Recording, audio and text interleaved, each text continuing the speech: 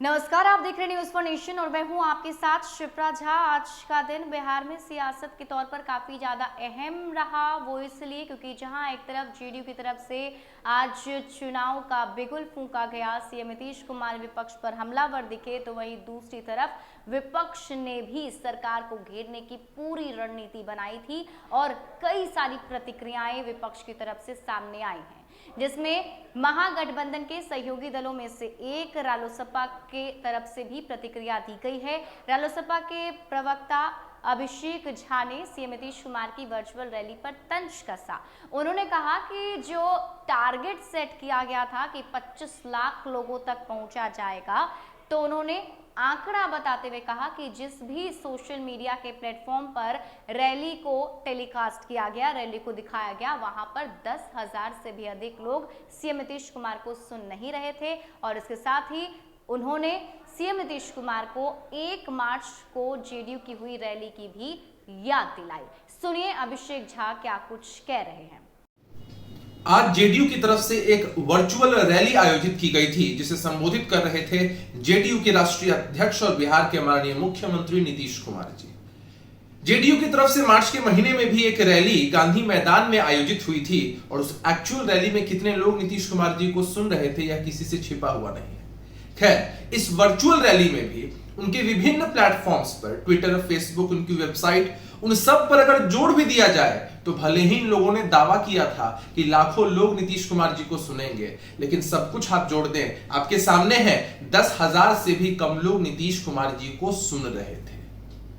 अपने संबोधन में नीतीश कुमार जी ने फिर से अलग अलग लोक लुभावन बातें की, लेकिन इन बातों का जवाब नहीं दिया कि आखिर 15 वर्षों की उनकी सरकार में अभी तक शिक्षा की व्यवस्था दुरुस्त क्यों नहीं हो पाई, रोजगार सृजन के मामले में बिहार इतना पीछे क्यों है, आखिर क्यों लोग यहां से पलायन करने को मजबूर हैं, स्वास्थ्य सेवाएं इतनी लचर क्यों हैं और अपराध इतने चरम पर क्यों है।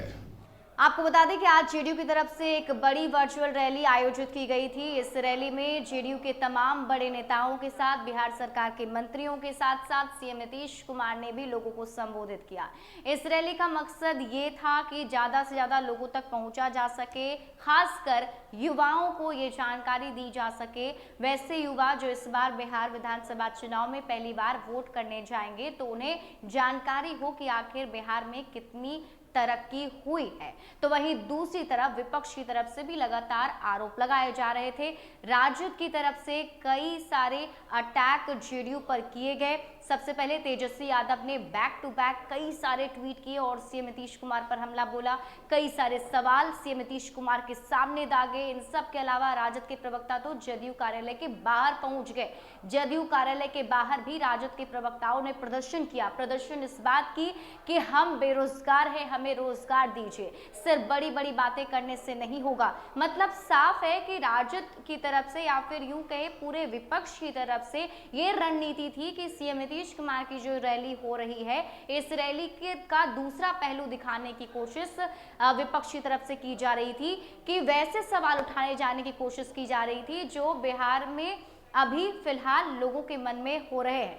विपक्ष का ये कहना है कि बिहार गरीबी में नंबर 1 है, बिहार बेरोजगारी में नंबर 1 है, बिहार में कई सारी ऐसी असुविधा है जिसका निदान अभी तक नहीं हुआ। 15 सालों में सीएम नीतीश कुमार ने क्या क्या किया, उनका हिसाब किताब खुद नेता प्रतिपक्ष तेजस्वी यादव ट्विटर के जरिए लोगों को दे रहे थे।